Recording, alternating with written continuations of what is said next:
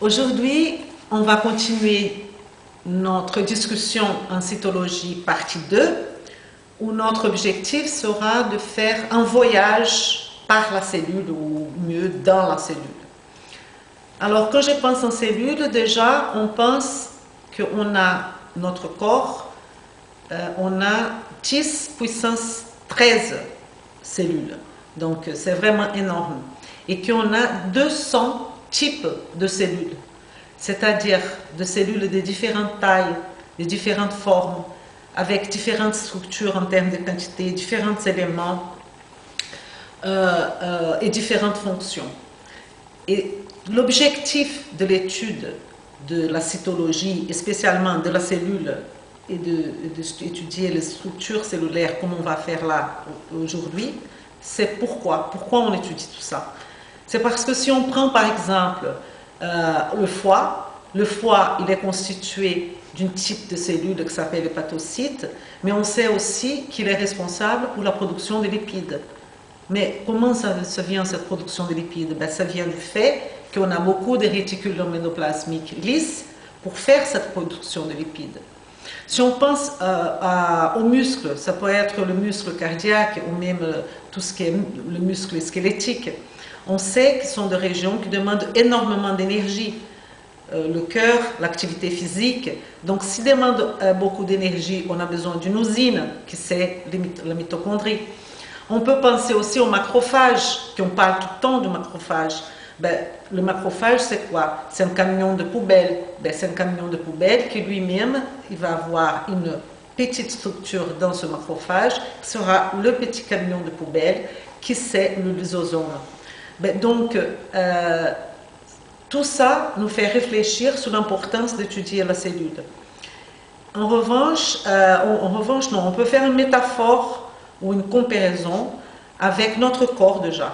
Quand on pense à notre corps, quand on pense à la peau, on sait qu'il y a la peau est le limite du monde externe et du monde interne. Donc quand on regarde l'interne, on va voir que notre corps est constitué essentiellement de l'eau et aussi qu'on a deux viscères. Voilà. Donc on pense à la peau, on pense au monde externe, au monde interne, l'eau et le viscère. De la même façon, on peut comparer la cellule. La peau, ça serait la membrane plasmique. L'eau, ça serait le hyaloplasme ou cytosol, qui c'est la partie liquide du cytoplasme, avec les organes qui seront les organites dans le cas du cytoplasme de la cellule. Donc on a la membrane plasmique comme peau, l'eau il est constitué des organes, ça serait le cytoplasme, partie liquide, hyaloplasme, cytosol, avec les organites. Et donc, on respecte la même constitution de notre corps qui est essentiellement, qui est formé par des cellules, qui c'est l'unité de notre corps. Cellules, tissus, organes. Je trouve ça génial, hyper intéressant. Et donc, il y a quand même 3 éléments qui sont répétitifs dans tous les types de cellules. On peut parler de la membrane plasmique qui est présente dans toutes les cellules. Je parle des cellules eucaryotes humaines. La présence du cytoplasme. La présence des organites, soit moins, soit plus, mais les organites sont là. Et on peut parler aussi du noyau avec des exceptions, comme par exemple, on sait très bien que le globule rouge ou les érythrocytes n'ont pas de noyau. Mais le noyau quand même, c'est quelque chose qui est répétitif dans toutes les cellules de notre corps, 10 puissance 13.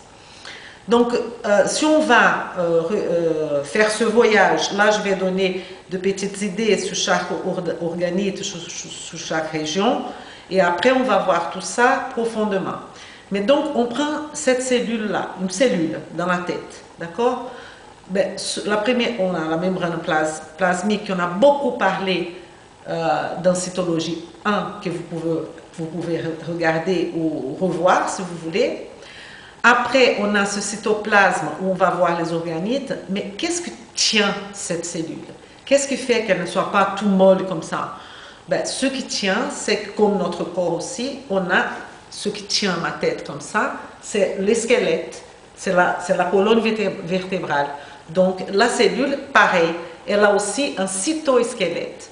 Et ce cytosquelette est constitué pas de os, mais de microfilaments, de microtubules ou de filaments intermédiaires qui vont plus ou moins donner la forme à ce cellule, une forme de fibre, une forme rectangulaire, une forme ovale, de différentes formes, une forme de toile, comme c'est le cas des neurones. Tout ça, c'est le cytosquelette qui est responsable. Et ce cytosquelette, eh bien, il a la capacité, c'est comme un réseau de fils de fer qui va tenir cette cellule. Donc on peut aussi faire, si on imagine le fer, on peut aussi faire des choses comme ça, voilà, donner cette forme, ou sinon cette forme, ou sinon cette forme, plusieurs formes on peut donner avec le cytosquelette à cette cellule. Et surtout ce cytosquelette, pour que les organites se déplacent dans la cellule, ben, on a besoin il fonctionne comme un rail, un micro-rail, une face comme les trains, qui va passer, qui va pouvoir permettre que ces organites déplacent dans la cellule. Moi, j'avais appris, quand j'étais au lycée, ils nous ont appris, au moins dans mon pays, qu'il y avait la cellule, on mémorisait la cellule avec les organites comme ça, le noyau, dans le noyau il y avait là la chromatine, machin, et voilà, une photo statique. Mais la cellule n'est pas du tout ça, elle prend différentes formes, et il y a tout qui se déplace tout le temps, il y a des produits qui rentrent, qui sortent, qui partent, donc elle est toujours en mouvement. Et pour permettre tout ce mouvement, il faut qu'elle soit quand même plastique, c'est pour ça que notre membrane plasmatique, elle a des éléments comme par exemple lipidiques qui vont permettre cette plasticité.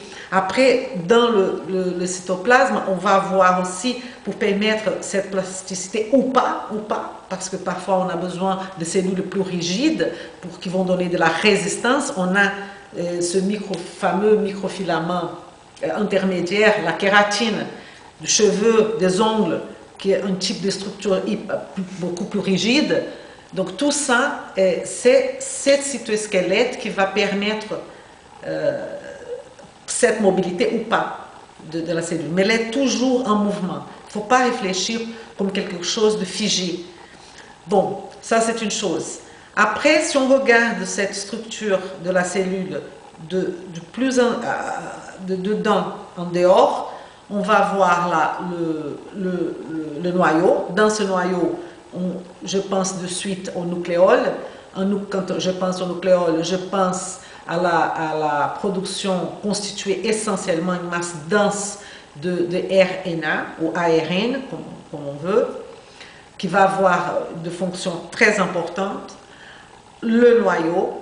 Après, on a le ribosome, donc on va voir un type qui c'est le RNA ribosomique, responsable pour la synthèse de cet organite qui s'appelle ribosome, qu'on peut trouver attaché ou adhéré à un réticulum ou libre, mais qui sera le grand responsable pour la synthèse protéique, non seulement de protéines qui appartiennent intracellulaires à la cellule, et même des protéines à l'extérieur, qui sera importante, la production interne pour l'externe de la cellule. On pense aussi, comme on a parlé des ribosomes, de suite on pense au réticulum endoplasmique rugueux, qui lui, il a des citernes, qui sont des cavernes, où là-dedans, ça va permettre cette synthèse de protéines par ce ribosome-là, et qui seront stockés au niveau de du réticulum endoplasmique rugueux, et qui après vont directement passer au complexe de Golgi pour être empaquetés, pour avoir un packaging. C'est-à-dire, on va l'embellir, on va peut-être mettre un lipide pour former une lipoprotéine, peut-être un glucide pour former glycoprotéine. Donc le complexe de Golgi, il va effectivement donner la finition à cette protéine. Et avant, pour passer du réticule endoplasmique rugueux jusqu'au Golgi, on a besoin de vésicules.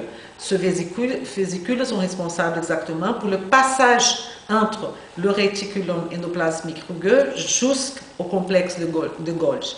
Après de ce complexe de Golgi, qui s'appelle aussi dictyosome ou appareil de Golgi, on a aussi à côté le réticulum endoplasmique lisse, le rugueux responsable pour synthèse de protéines, le lisse responsable pour la synthèse de lipides. Il y a aussi une relation avec le calcium, il y a d'autres détails, mais en gros, on parle en gros, les réticulums endoplasmiques lisses sont des réticulums, ça veut dire de petits réseaux qui sont capables de faire du stockage, de modifier, de synthétiser de macromolécules. En sortant de cette histoire de protéines, parce qu'on a parlé de protéines qui viennent depuis le noyau jusqu'à complexe de Golgi, on a aussi la mitochondrie. Et on s'aperçoit aujourd'hui que de plus en plus, on parle de ces organites, on parle de maladies mitochondriales, beaucoup aujourd'hui, pour aider à comprendre d'autres maladies. On parle de cytosquelette, on parle aussi au niveau des intestins, par exemple, quand je pense aux entérocytes, on parle de la perméabilité intestinale, où c'est hyper important d'étudier comment c'est la juste position de ces cellules pour permettre que tout passe. Est-ce qu'il y a un problème au niveau des dictyosomes, des gap junction, des tight junction? Donc, tight junction, c'est jonction serrée, en français, je crois, ouais. Donc, il faut étudier comment se fait cette jonction entre les cellules. On peut parler aussi du macrophage. Le macrophage, c'est un bon exemple. On parle toujours de maladies auto-immunes, on parle toujours de macrophage, de l'action de ce monocyte qui s'appelle macrophage. Ce macrophage, il est quoi? Il est un camion de poubelle. S'il est un camion de poubelle, il a aussi dans la cellule du macrophage plusieurs camions de poubelle qui sont les lysosomes. On peut parler aussi des peroxysomes, qui c'est un peu un lysosome avec une fonction un petit peu différente. On peut parler de toxicité quand on parle de lysosomes. On peut parler on pense aussi au P450. Et on parle aussi d'une autre structure, c'est le centriole, hyper importante dans la division cellulaire pendant la mitose, la phase d'anaphase, où on va voir le centriole qui vont faire une duplication, qui sont formés d'ailleurs par de microtubules, 9 en triplets de microtubules. Bon, tout ça on va voir après, qui a une fonction essentielle dans la mitose. Donc tous ces organites, c'est extrêmement important de connaître leurs fonctions et pourquoi elles sont là et pourquoi on étudie tout ça. Voici la proposition du Musée canadien de la nature où ils vont montrer effectivement un voyage dans la cellule, que c'est exactement notre propos. Donc voici les cellules, on est dans le corps, voici dans la cellule pour montrer quand même là les cytosquelettes, le mouvement de cytosquelette. Là on est dans la membrane plasmique, on peut voir déjà le glycoprotéine, la matrice extracellulaire et à un moment on va rentrer dans la cellule. Là on rentre dans la cellule doucement. Voici, voilà. On rentre dans la cellule, la substance qui rentre à l'intérieur de la cellule, et on va là, tous les organites qui sont en train de se mouvementer, comme j'avais dit avant, là le complexe de Golgi ou appareil de Golgi avec ces vésicules de transfert, qui en fait là on va faire la finition de protéines et d'autres macromolécules. Notre lysosome, notre camion de poubelle qui va à un moment donné envoyer à l'extérieur de la cellule par exocytose ce que ne fait plus partie de la cellule, qui n'est plus bienvenu. Les centrioles avec le 9 triplet des microtubules et aussi le centrosome et les microtubules qui vont faire partie activement de la mitose avec le centrosome. Dans la phase de anaphase qui va avoir une duplication, là de suite la mitochondrie qui c'est effectivement notre usine d'énergie où on va avoir la glycolyse, les phénomènes de glycolyse au niveau du cytosol et du cycle de Krebs et respiration cellulaire au niveau de la mitochondrie. Voici le réticulum endoplasmique rugueux avec les citernes, la présence des ribosomes adhérés et en continuité le réticulum endoplasmique lisse, responsable surtout par la synthèse de lipides. Voici encore les ribosomes. Ce ribosome, il vient du noyau, ils sont fabriqués dans le noyau et libérés après dans le cytoplasme. Voilà, en 2 unités, là, on peut voir les 2 unités. Voici le noyau avec les pores où il va passer les substances intranucléaires et extranucléaires. Et voilà la cellule dans toute son splendeur.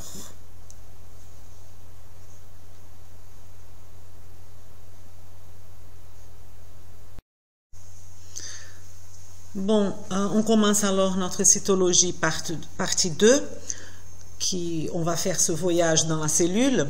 Là, on voit déjà une cellule eucaryote avec en 3 dimensions, avec les organites, la membrane plasmique, le cytoplasme. Donc, on est prêt à commencer pour encore dans notre révision de la cytologie qu'on a fait partie 1. Donc, on va revoir un petit peu. Nous avons 2 grands types de cellules. Voici une cellule prokaryote, une cellule eucaryote. Les cellules prokaryotes, elles vont manquer de quelques organites. Il ne va pas y avoir de noyau, par exemple, contrairement à la cellule eucaryote. Les cellules prokaryotes sont représentées par les bactéries qu'on appelle bactéries et bactéries archées, qui vont représenter ce groupe de cellules. Rien d'ailleurs montre qu'elles sont antérieures, que les cellules prokaryotes sont antérieures aux cellules eucaryotes. Les cellules eucaryotes sont plutôt tout ce qu'on considère vivant, c'est-à-dire qui ne sont pas microscopiques, les plantes, les animaux, les champignons ou même encore les protistes. Pour donner une ordre d'idée, ici on voit une bactérie et ici on voit la mitochondrie. Donc la taille d'une bactérie, c'est à peu près la taille d'une mitochondrie. C'est une organite qui est dans la cellule eucaryote. Donc on voit bien que la bactérie est infiniment plus petite que la cellule eucaryote. Les cellules vont avoir quand même une membrane, la membrane, autour de l'extérieur, une forme de cytosol qu'on voit là à l'intérieur, cytosol, et ils vont aussi avoir de ribosomes, les petits points là, de ribosomes. Elles seront peut-être différentes, mais toutes les cellules vont avoir ce type de structure, de membrane, de cytosol, sauf qu'on ne voit pas la présence du noyau dans les cellules prokaryotes. Bon, en parlant de cytoplasme, le cytoplasme de cellules eucaryotes, on sait qu'il est constitué essentiellement, on va passer là, le cytoplasme là, hop, cytoplasme, qui est divisé en 2 parties d'ailleurs. Une partie, si on sépare la partie solide de la partie liquide, on va voir la partie liquide, c'est le cytosol numéro 11, là, le cytosol, et on va voir où il y a le plasme et où seront submergés les organites. Donc, on parlait du cytoplasme. Il est essentiellement constitué d'eau. Il est responsable, c'est au niveau du cytoplasme qu'on va avoir la synthèse, le stockage et le transport des macromolécules. Aussi, va permettre au travers du cytosquelette le mouvement de molécules et la production d'énergie pour la cellule. C'est là, en fait, dans ce cytoplasme, alors, qu'on va avoir les réactions chimiques de la cellule, la synthèse, le stockage, le transport de macromolécules, comme je viens de vous dire. J'avais dit dans l'introduction nos 200 types de cellules. Donc là, on peut voir comment les formes, la taille et les structures sont différentes d'une cellule à l'autre. Les spermatozoïdes, par exemple, les cellules du rein, du foie, les hépatocytes, les ostéoclastes et les ostéoblastes, dans les poumons, les cerveaux. Donc, chaque organe va avoir un type différent de cellules qui, quand même, seront constituées essentiellement d'une membrane plasmique, de 2 organites, 2 cytoplasmes et d'un noyau, sauf les cellules qui sont là, les globules rouges, qui n'ont pas ce noyau-là. Mais ça sont des éléments qui sont communs à toutes les cellules.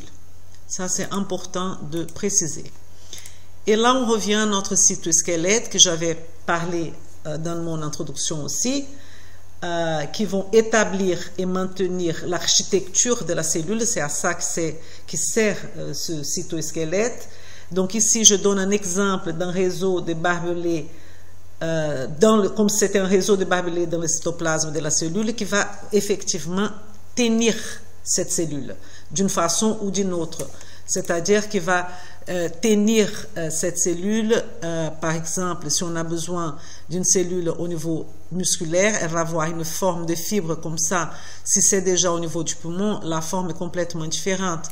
Donc c'est ce barbelé, cette structure qui va tenir cette cellule. Et là, on peut aussi faire une image, là, imaginons des marionnettes. Les marionnettes, s'il n'y a pas ce petit bois, ce morceau de bois, ce pic, eh bien, elle va complètement se démanteler. Ça serait la cellule sans cette structure du cytosquelette, où on met notre main là-dedans, où on met quelque chose pour tenir. Eh bien, c'est la même image qu'on peut faire avec la cellule. Ben, voici alors les cytosquelettes, c'est tout ça. Voilà, les cytosquelettes, qui va donner la forme et surtout le mouvement aux cellules. Ce réseau va fonctionner comme un monorail où il sera possible que les constituants de la cellule changent, les organites changent de place, c'est 2 places. Donc quand on a ce mouvement de structure dans la cellule, on appelle cyclose. Ben voilà, cyclose. Alors, comment se distribuent ces cytosquelettes? On va voir 3 types de matériaux qui vont faire la différence de ce cytosquelette. C'est-à-dire, on a des microfilaments, on a des filaments intermédiaires et on a aussi des microtubules. Donc, le cytosquelette, il est constitué par microfilaments, filaments intermédiaires et microtubules. Les microfilaments, la substance, c'est l'actine, qui c'est une protéine contractile présente dans les cellules qui ont besoin de se déplacer, comme les cellules musculaires. Pendant la contraction, il faut que ces cellules bougent, qui est constituée d'ailleurs d'actine et de myosine, qui sont extrêmement contractiles. Ou sinon, on peut avoir un autre exemple, c'est la constriction du cytoplasme pendant la mitose, dans la phase de télophase, qu'on a aussi besoin de faire une contraction. Donc, on aura besoin d'actine, de ce type de microfilament. Les filaments intermédiaires, le filament intermédiaire, on a tous déjà entendu parler de la kératine qui va constituer notre peau, notre cheveu. Donc, c'est surtout les filaments intermédiaires représentant important, c'est la protéine kératine qui va donner la sustentation et surtout la résistance et spécialement à la traction. Donc maintenant, on parle beaucoup de kératine par-ci et par-là. On sait que la kératine est une protéine qui est dans les cytosquelettes de nos cellules, dans notre cas qu'on est en train de parler, dans nos cellules surtout épithéliales. Et les microtubules, les microtubules, le nom il dit déjà, sont de petits tubules, des petits tubes, où les cellules, comme j'avais dit dès le début, elles ne sont pas immobiles, elles sont mobiles, elles ne sont pas ennuyeuses comme on a appris à l'école. Donc si on regarde vraiment à l'intérieur, on voit qu'elles sont complètement complexes, ce sont des structures complexes. Et ce cytosquelette est constitué d'un nombre de structures qui va faire le réseau intérieur de la cellule, et tous ces organites, elles peuvent se déplacer partout grâce aux microtubules. On revient à notre microtubule. Voilà, grâce aux microtubules qui vont fonctionner presque comme un monorail, alors que le matériau se déplace sur ce monorail en utilisant des protéines motrices. Et c'est vraiment, je plaisante pas, hein, il marche littéralement de cette manière sur ce monorail. Il y a même un film très intéressant que je pouvais vous montrer où la mitochondrie, elle bouge dans ce monorail. Je pense que je vais vous montrer ça.